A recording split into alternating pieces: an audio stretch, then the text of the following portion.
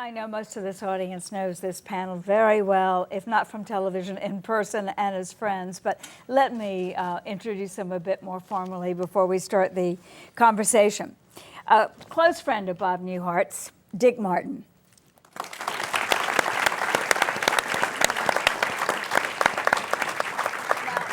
Some of you may not have realized, because I'm not sure I did, that you directed episodes of the Bob Newhart Show before you went on to work with Bob on the 1980s sitcom Newhart. We know so much about Dick Martin's career, but just to remind us, he was best known for many as part of the comedy team of Rowan and Martin and as the host of that great groundbreaking sketch comedy show Laugh In.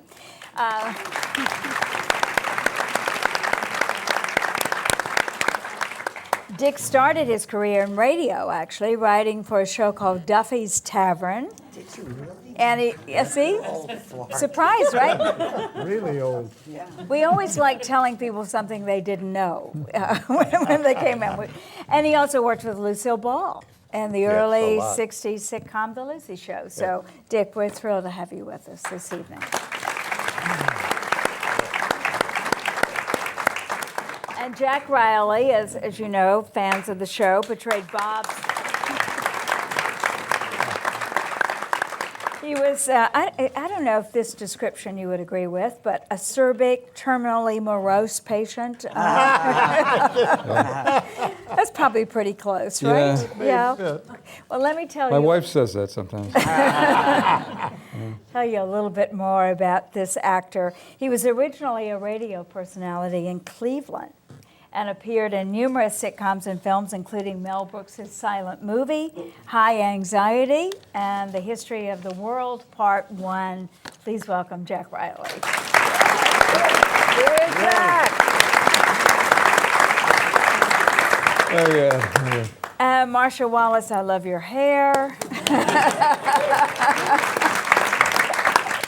We all know that role she played in the Bob Newhart Show and then memorably reprised in a 1993 episode of Murphy Brown. A veteran of so many sitcoms and TV movies, she made her episodic TV debut in The Brady Bunch.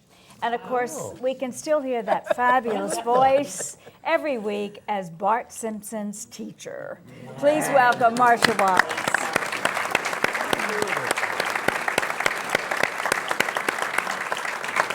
And Bill Daly portrayed, he was Bob and Emily's neighbor, who, as we just saw, just was constantly barging in unannounced. And with that, you did have that habit, you know. It created an awful lot of good comedy, especially in that episode we saw just recently. Bill met Bob Newhart, who was then an up-and-coming stand-up comedian in the 1950s. While working as a staff director at WMAQ in Chicago. We go way back here for this career. Bill suggested a routine that led Bob to create Abraham Lincoln versus Madison Avenue. Remember? Yeah.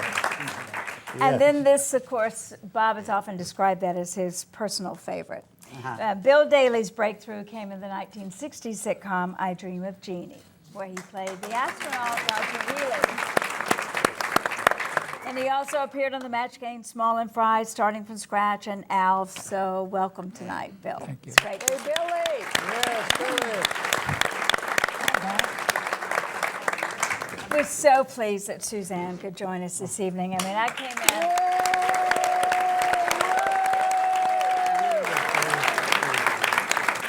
Speaking of voices, I mean, I came in early this evening and I heard this voice upstairs on the third floor. I was on the first. And I knew that Suzanne Pleshette was here. She's been nominated for an Emmy twice for her role as Bob's feisty but supportive wife, Emily. An accomplished stage, television, and film star, Suzanne Pleshette has been performing for now over 6 decades. That does not seem possible.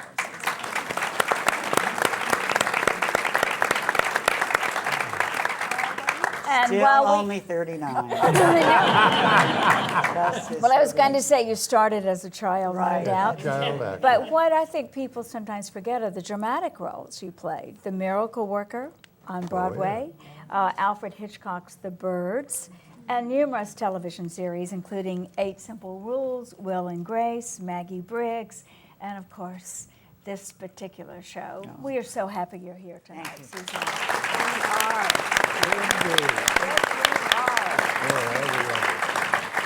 Also, Leona Helms. Yes. I'm going to be taking care of the dog. There's no other work for me. And no other men. I've killed 3 husbands. No room at Hillside. This is it. I No understand room at that. Hillside. Taking care of the dogs is a well-paying That's job, right. though. Very good. Well, now let's welcome the star of the evening that we honor and that we are so thrilled he is here, one of America's best known and most loved performers, Bob Newhart.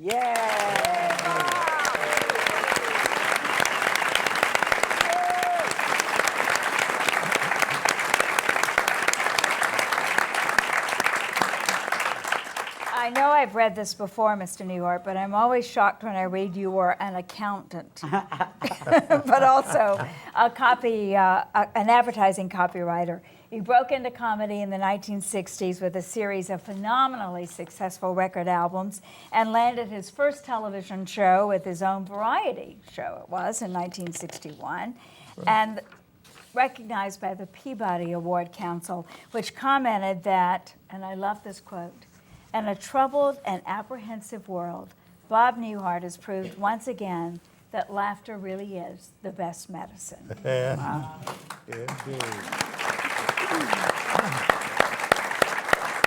And Bob, we could go on and on. You had another successful sitcom, which Dick had a lot to do with, called Newhart. You were the subject of a 2005 installation of a show I know a lot about, PBS's American Masters, and the director of that series is with us tonight.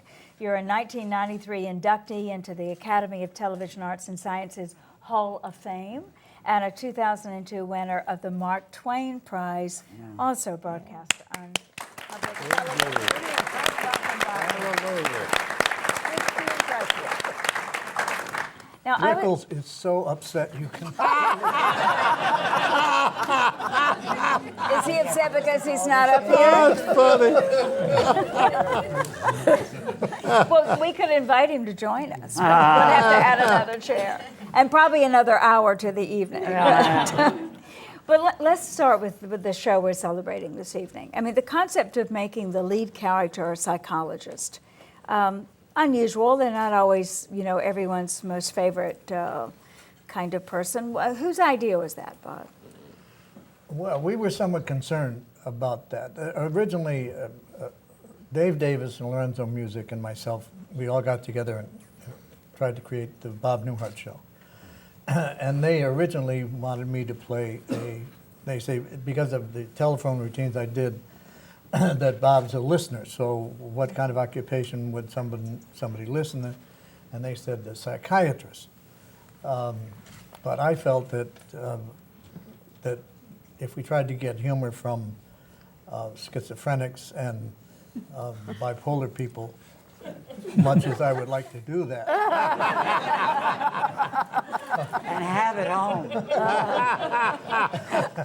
But so we decided maybe a psychologist who dealt with less troubled people. But we weren't sure that people would accept a psychologist as a valid occupation. And was he supposed to be a successful psychologist? Because it didn't seem that those regulars got any better. He should have had his license pulled. In the third year, Mr. Carlin was more screwed up in the sixth year when he first came to him. Well, I want each of you to talk a bit about the characters that you played and how you came to them and developed them. But I want to start with Suzanne, because another one of the groundbreaking things that this series did is that it portrayed a childless couple. You slept in the same bed, which was kind of, a breakthrough, right? And you were certainly not everybody's loving, sweet, supportive wife at all times.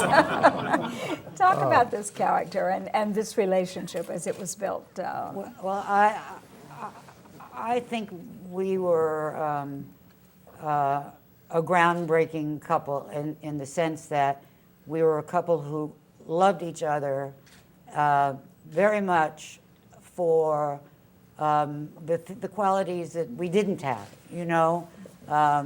I loved the fact that I was very demonstrative and Bob was not. I mean, we had many qualities that were the opposite of each other that worked in this marriage. And the fact that I was a working woman, that was very new to television at that time. We were a sexual couple. It was evident that we had feelings for each other. I'm much more for Bob. I mean, the sexual energy between us was palpable. You know, and when we would do I the... don't remember that. It was there. It was there. It was pulsing. It was like... It was almost like the alien, Bob. You know, we would get into bed and we'd do these scenes where, and then the lights would dim, and if you listen quietly, you can hear me stick my foot up his ass. Just hear this like little quiet whimper from Bob. Whimper. Because he used to get in bed with his pajamas and his clothes and his shoes and his socks. But I mean, we were a bright couple. We were a couple who cared deeply for each other. We were a working couple, you know, both making substantial amounts of money. And I just think we were fabulous. Yes. Yeah.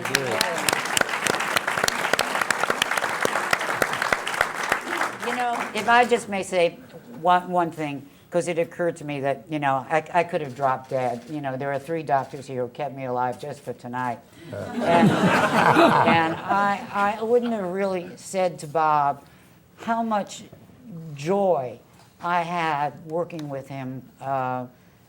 You know, every week we used to do the show, and I'd watch him do the warm-up. Just, you know, I'd stand in the wings and watch him do a piece of his warm-up, and the audience would just go wild. And frankly, so did I. And when you've seen the magic, you know, if you've ever seen a magic act, you know, some of these guys who really know what they're doing, and you've seen the strings and the bells and the whistles behind, and then you come out and you actually see them do the magic, and you know how it's done, and you're still thrilled. That's how I felt every time I walked out and worked with Bob Newhart. And I still feel it today.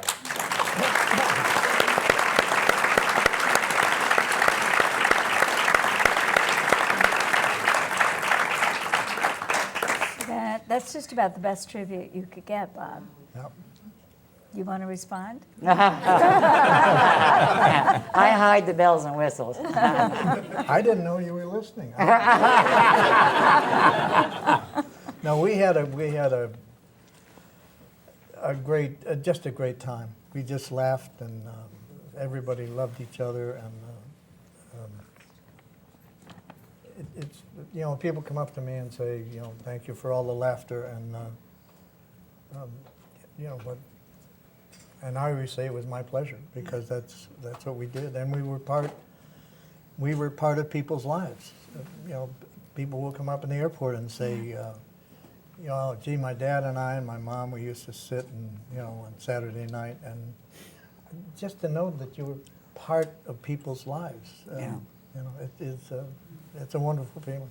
It was a great breakthrough for me to know that a wife didn't have to cook eggs in the Right. morning. Very important moment. If she cooked, the show would have lasted one season.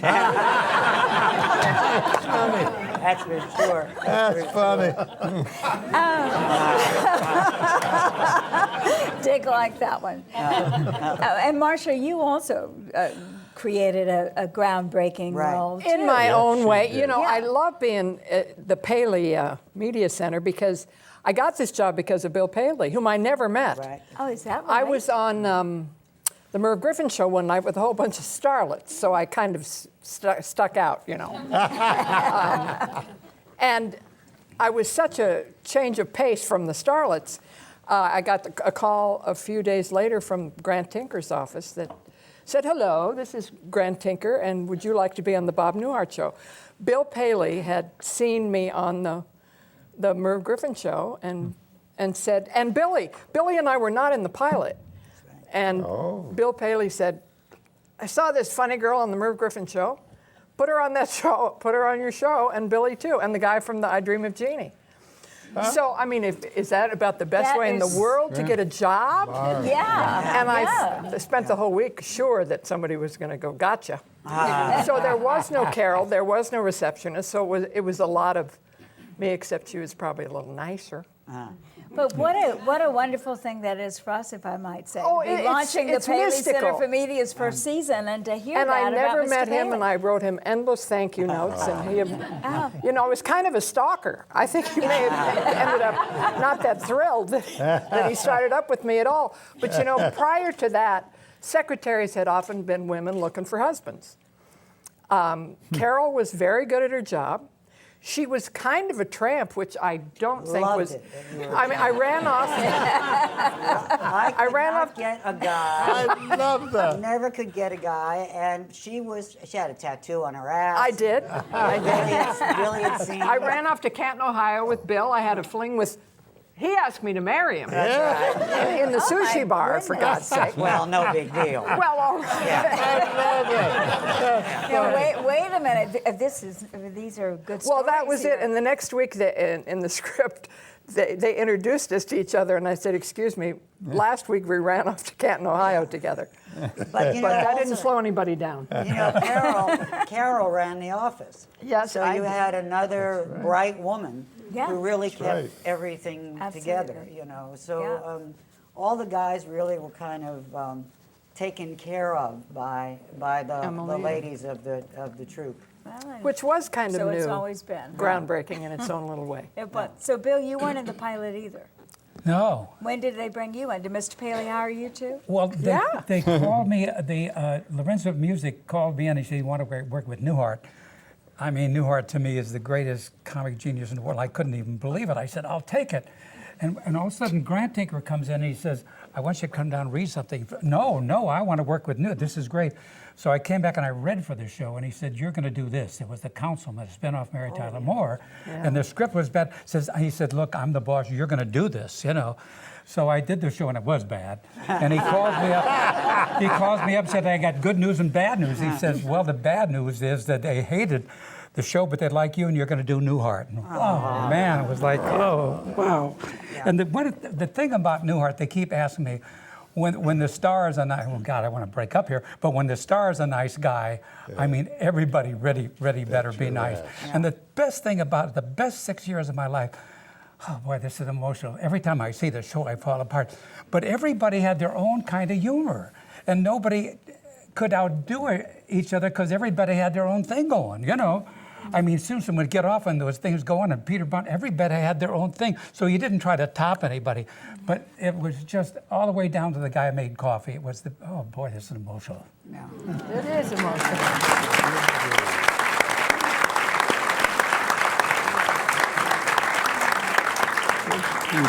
So, Jack, how about you? You were there from the beginning, right? I never felt the warmth and magic.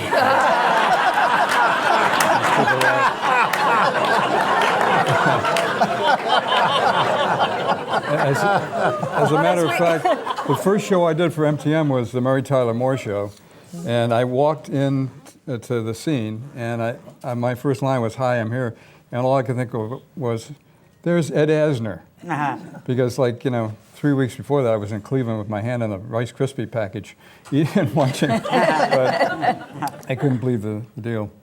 Well, Anyway. just they went the funniest line when he did the I Dream of Jeannie, which is a nightmare. Larry Hagman is like when he said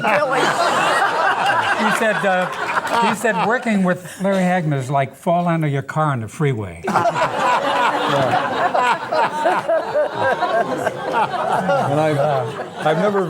I've never been asked to be on the actor studio.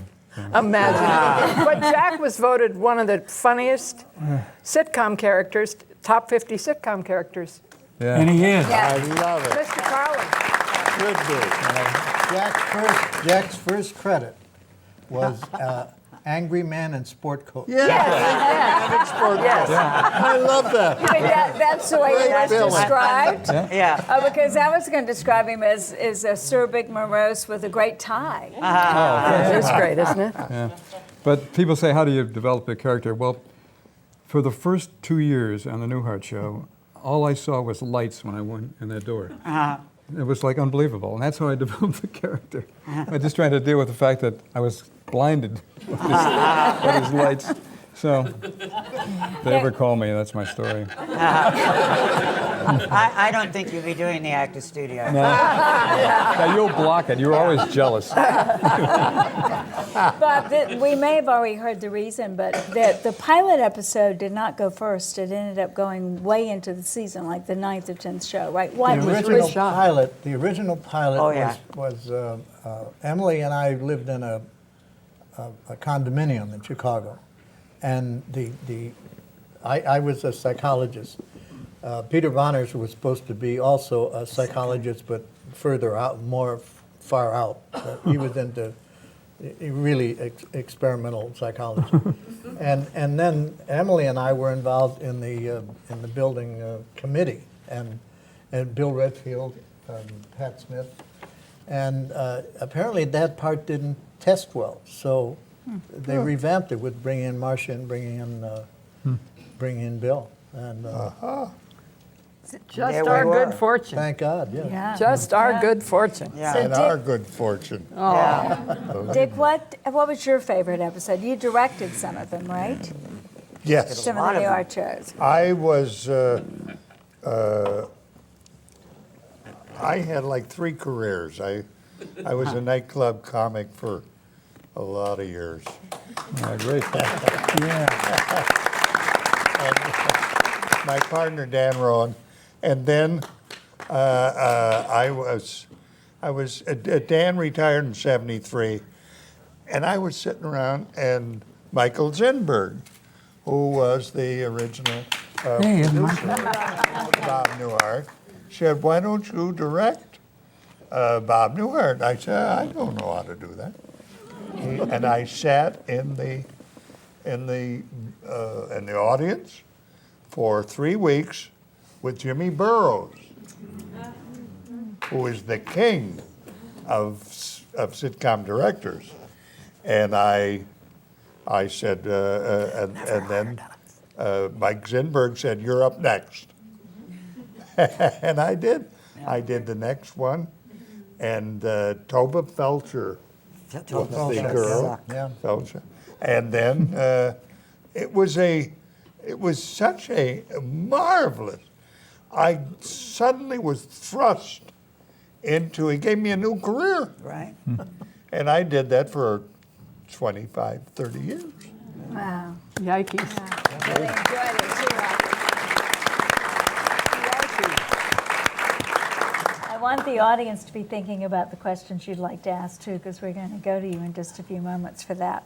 But when you have a group together like this who work together for such a long time and are successful and, as you've all described it, happy, harmonious situation, which is not always the case, as you indicated, you must have special memories of things that either happened behind the camera, so therefore, we wouldn't know, or an episode that you carry with you for some reason or the other. Oh, Who would like to I start? remember Jack said to me, we were standing backstage waiting to make an entrance, and of course you enter on a light, the light goes on, that that's your entrance. Yeah. So I'm standing there with Jack, and we're talking, and the scene's going on. And it was like the 6th year, I think. And he said, "You still get nervous?" And I said, "Well, I get apprehensive. I don't know if we're going to have a good studio audience. Is that one scene we had trouble with all week going to work?" I said, "Oh, yeah, I get apprehensive." I said, "What about yourself?" He said, "What about abject terror?" Never got over that. That's funny. You have a favorite memory, Bill? Well, they were all great memories. Boy, I tell you one thing, the really bad memory is they probably realized after 6 years I'm dyslexic and I can't read. So everybody would make fun of You me. can't even say it right. I can't even say dyslexic. I Dyslexic. said it backward. But no, they were all just great, just absolutely sensational years, you know.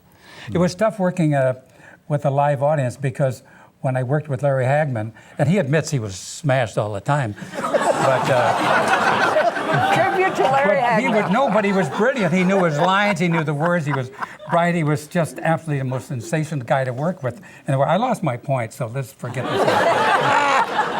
You're with us. They were all great moments. You know, Billy had trouble with words, as he just told you. He knows 5. Yeah, and Yeah, they work in those 5 words I know into the script. So I can, he called me enema. He did. He did. And I had the audacity to stop. And he said, "Why did you stop?" I said, "Billy, you called me enema." And he said, "But it was an E word." didn't I also call you Howard one time? No, No, you called me Howard. Oh, I called you Yeah. Howard. But then Bill looked at me and with his eyes he said, I know I called you Howard, but keep going. Don't make me look bad. Just do Well, if we keep going, this is going to be 35 years tonight. I mean, don't people have to eat something or go somewhere? Because I know I'm hungry. Yes, they do. We have just some more time. Oh, you do? Did you want to say a favorite story? Well, After you step my favorite personal story is that Bob Newhart came to. I was married at the Buddhist temple in Cucamonga, California, Yeah. and my reception was in Long Beach. And Bob got on stage and said, "I love a traditional Cucamonga Long Beach wedding."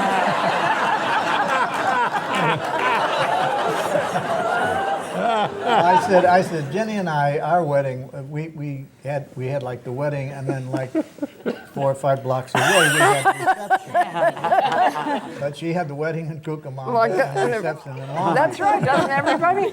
You were there too, Miss. I was there in a hat. So fun. That would have made a good episode. All right, then- let's bring the lights up a little bit and have a couple of Marcia had her nervous breakdown I had my on nerv- the Christmas show. I did. On the show. You know. If I had it today, I'd be on The View with the Olsen twins. I'd have a 3-picture deal.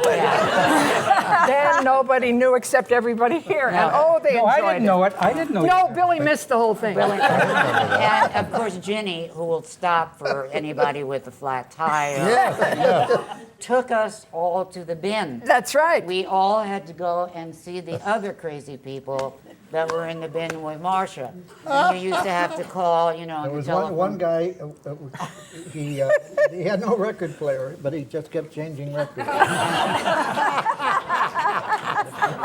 And Ginny said, "And you'll all come to our house for Thanksgiving. Yes. Everybody. Where was I? Where was I? Was I on the show? Honey, you were missed my another nervous bin. breakdown. Jenny actually said, we were driving home from the bin. Marcia describes it as the bin, and Jenny said, "You know it'd be nice." I said, "No."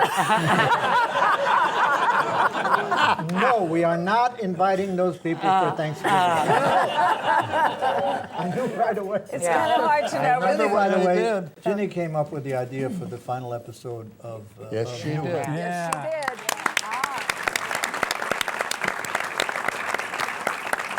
Which is probably one of the top 5, Brilliant. maybe 2 minutes in television. Dick directed. And That's I was so happy to be able to direct that because it fitted. It was so brilliant. They applauded the sheets. That's right. Yes, they did. They recognized the Yeah, sheets. you recognized And my the- jams and and the jelly. headboard. Yes. I think we ought to recognize Jenny. Yeah. Jenny Newhart. Where are you?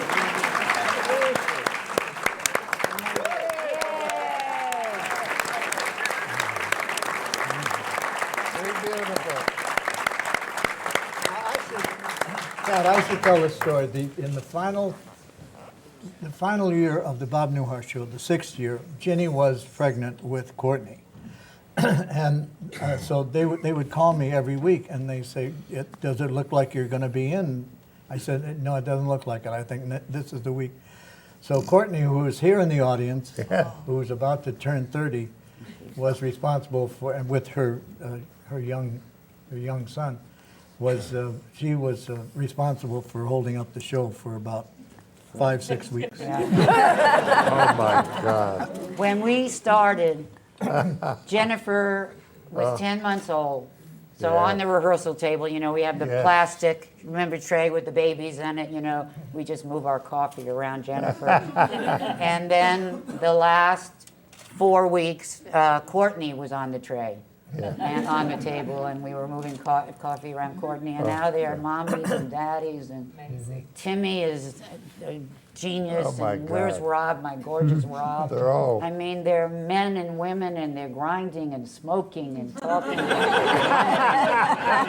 Jesus Christ. And watching reruns Big. and watching the Bob Newhart And show on watching TV Bob Land. Newhart, yeah. Okay, a couple of questions, because I know some of you came and you really wanted to ask a question. I see a hand back there, so let's get a mic to you and make it a brief question so we can get as many as possible in. Did you, you had so many other great, besides these folks, other great character actors on your show. Did you have any favorites you recall and some great scenes with them?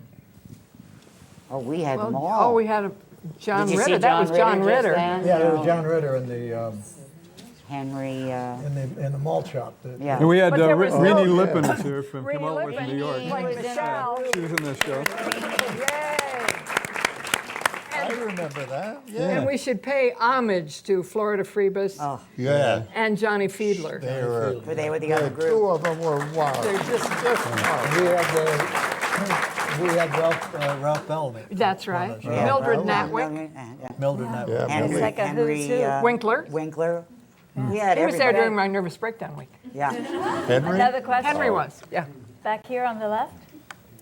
Yes, hi. I work for the Hollywood Reporter. Ooh. And, I just wanted to ask, we've reviewer. been writing a lot about the fact that the sitcom is dead. It's so difficult to do them well. The young audiences are leaving, et cetera, et cetera. I wonder if Mr. Newhart or Mr. Martin would comment on, I'm sure they've been asked this a million times, but why do you think it is that it's so difficult to do such shows today? What do you think the problem is, and or perhaps you don't think there's a problem, but what's your sense of why it's so hard to do the half-hour,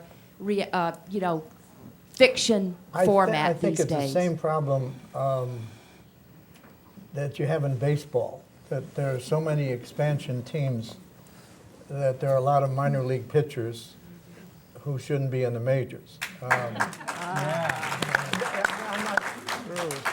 not patting myself on the back. What I'm saying is the writing talent has been spread so thin because of cable and HBO and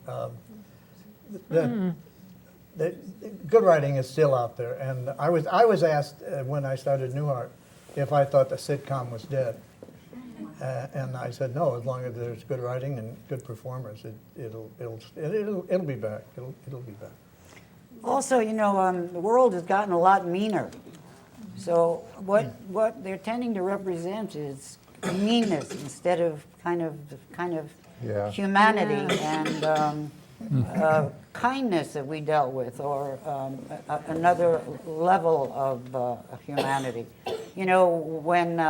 When we were doing the show, and Mary had gotten the Mary Tyler Moore Show had been nominated, and we'd never been nominated. And I said to Bob, "Well, I don't think we deserve to be nominated. I don't think we're doing anything that's that cutting edge or as exciting as what they're doing." And he said, "No," we said, "we're doing stories for all time. We really are." And he was right. He said, they're doing timely stories. If you're going to do a joke about Dan Quayle. Dan Quayle or Yeah, something, yeah. 30 years from now, it's going to be about Dan Quayle and about that time. What we're doing is for all time. And when you bet. watch these clips, you see that it's absolutely true. And there's a level of kindness that was always evident in the shows that we did. And I think I hope that can come back both to the world and to television. because we need it.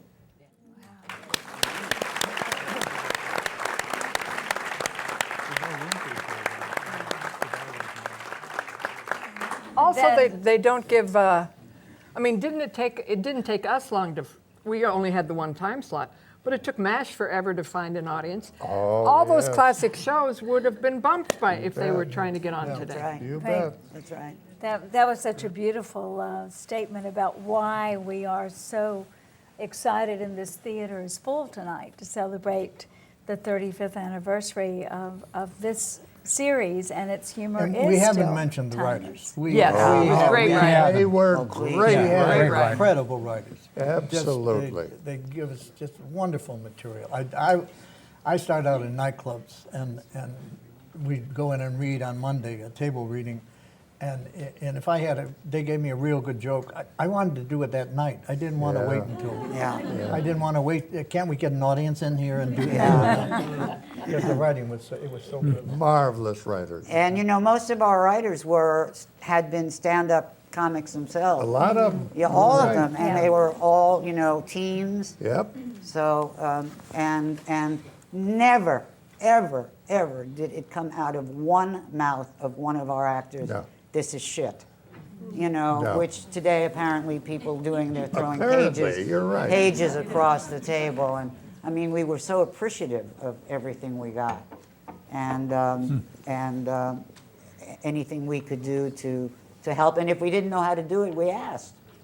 I think Everybody Loves Raymond is a wonderfully written and beautifully cast show. Very nice show. But it's important to recognize they touched on themes that we couldn't have Gone come near. close to. You're right. Right. That the television has broadened so much in Yeah. terms of what you can talk about. Right. Yes. Yeah. Right. Although you did take on some controversial issues. Well, I think Yeah. Suzanne and I were the first sitcom couple to ever be in the same bed. Yeah. Ever. Yeah. I mean, Dick Van You- Dyke, they were twin beds. Yes. Yeah. Yeah. Yes. Yeah. But not having Yeah. children was even more Yeah. revolutionary. There That's was cool. certainly No. revolution. Do you have favorite shows today that you sometimes look at and think, God, I wouldn't mind being there. That writing's good. I'd So like someone to. asked me when I mentioned, they said, "Do you think the sitcom is dead?" And I said, "No, I didn't." And they said, "Well, who do you think will be the next Bob Newhart?" And I said, Jerry Seinfeld. And I wish I could have bought stock in Jerry Seinfeld. Yeah. Did you really? Oh, that's, He's done very well. He just was so yes, he has. Yeah. he was so likable. He was so. You can't be any richer. For God, come on.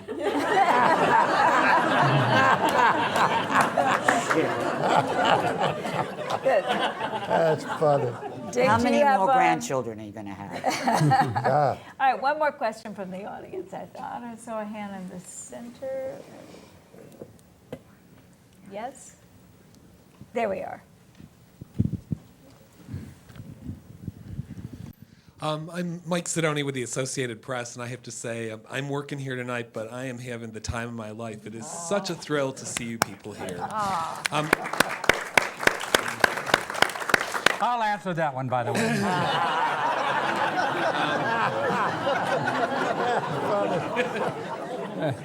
It has an E, Billy. I have to tell one story about Billy and I, because Billy and I we worked a television station in Chicago, WMAQ, and I was a writer on the Dan Sorkin show, which didn't last very long, but Billy and I got to know each other. And I would write down these routines. I really didn't start out to be a stand-up comic. I mean, that was the only job they offered me, and so I figured, well, you better learn how to do this, because that's the only offer you have. And so Billy came to me, and you were opening the Gator Horn with Bill Conrad, or what was his name? I think Joan Baez was No, there. it was a young guy, a guitar player, folk singer. And Billy said, can I borrow the Grace L. Ferguson Airline and Storm Door Company, which is a routine I had written and performed. I said, yeah. I said, I got nothing going. So Bill Dana said that? No, Bill Daly. Oh, yeah, Yeah. Bill Daly. That's right. Unforgettable. Dolly, I think it's time to take him home. Yeah. I think I'm going to like the home. I thought this was the home. So anyway, Bill said, could I borrow the Grace L. Ferguson Airline and Storm Door Company? So I said, yeah. So I've got nothing on the horizon. So a year later, I had to make the first album took off, so I was missing one cut on the second album. So I called Bill up. I said, Bill, I got to take back the Grace L. Ferguson Airline and Storm Door Company. And Bill said, that's my strongest bit. That's my whole act. I never heard that story. Yes, it's true. The young man who didn't get to ask his question. That's me over here. Okay. Thanks for calling me young. Suzanne, it's going to be headlines tomorrow that you are alive, well, and funnier than ever.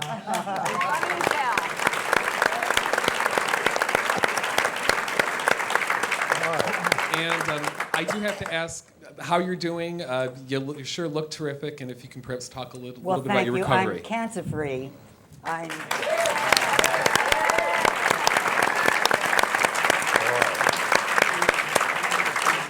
My tits are great. And those of you who can't see it, just step around. And I'm extremely, extremely rich. Tom Poston never gave $20 to the captain when we go to a restaurant, but he had it all in shopping malls. So here I am, a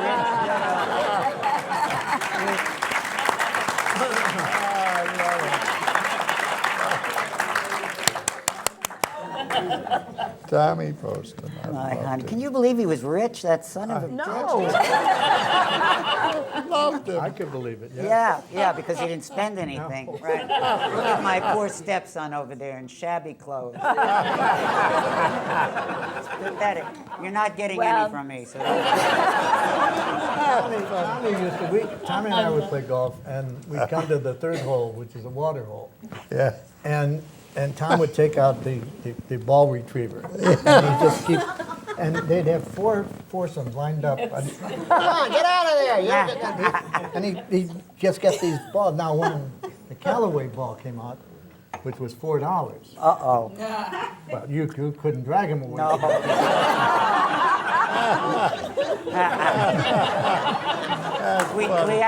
We buried him with the receiver ball. And we did, and also $20 for the captain, because otherwise, he'd still be waiting at the door up there. But I mean, I swear to God, he'd ruin a $250 pair of golf shoes just to save a 25-cent ball. Yeah. Oh, God, that's So funny. mention that rich thing in AP.